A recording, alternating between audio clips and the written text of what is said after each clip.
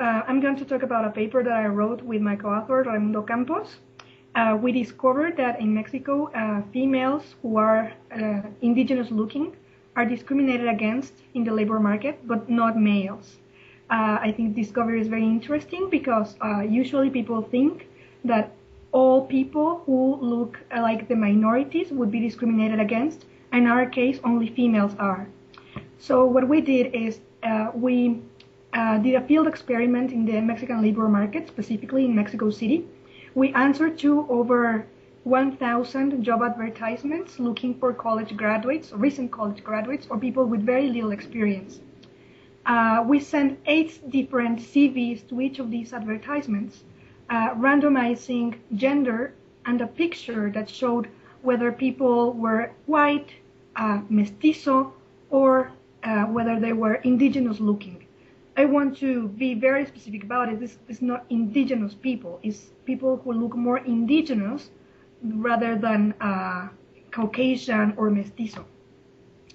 So in our experiment, we randomized all the information within the CV, not only these 3 characteristics that we were interested on. We randomized all experience and which college they graduated from, the high school they graduated from, neighborhoods, and so on.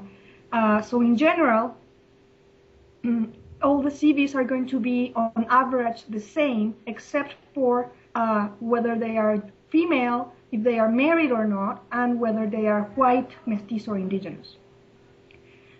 We collected information on the callback rates to these CVs, and we found, surprisingly, that females are callbacked more than males. So males need to send more CVs than females to get exactly the same callbacks.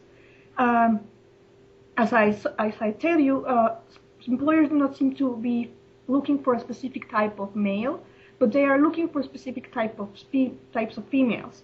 In particular, we found that employers like European or Caucasian phenotypes more than indigenous-looking people, and that the employers are looking more for either single European-looking women or married mestizo-looking females.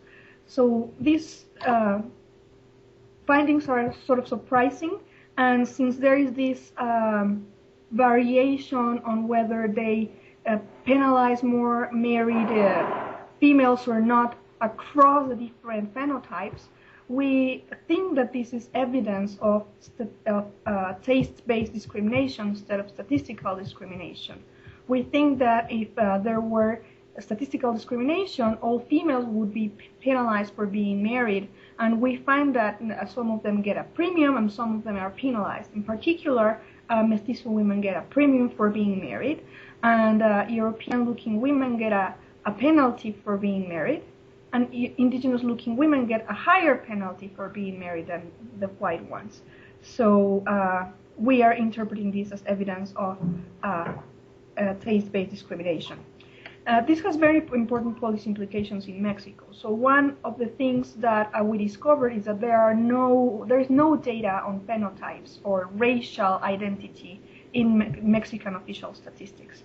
So this is the first time that someone can tell with certainty that there is some sort of discrimination across these racial lines. The other thing that we found is that in the Mexican labor market, employers specifically ask to include a photograph in the CV. And as our evidence tells, this photograph is inducing employers to discriminate against certain people that have exactly the same qualifications on average as white people. And even though they are not called back as often as white people. So we are recommending Mexican authorities to forbid the inclusion of this sort of personal information like the photograph or the marital status in their CVs. And I think this should be taken by Mexican authorities on public policy issues and certainly to change the discrimination laws that are actually existent in Mexico. Thank you very much.